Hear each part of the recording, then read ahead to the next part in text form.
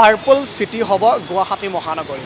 হয়, বেঙুনীয়া ৰঙেৰে উদ্ভাসিত হ'ব গুৱাহাটী মহানগৰী আৰু ইতিমধ্যে বেঙুনীয়া ৰং লগাবৰ বাবে সাজু হৈছে শ্ৰমিকসকল, বিভাগৰ মুৰব্বীসকল।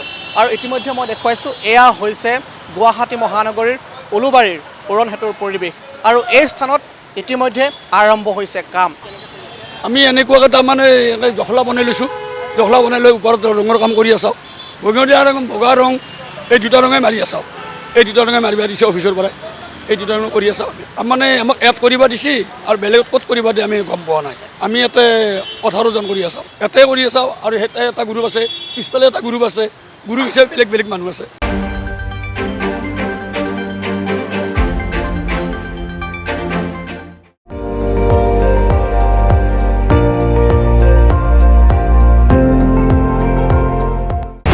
আপুনি চাই আছে ND24, সৰ্বশ্ৰেষ্ঠ নহয় সৰ্বোত্তমৰ দৌৰ।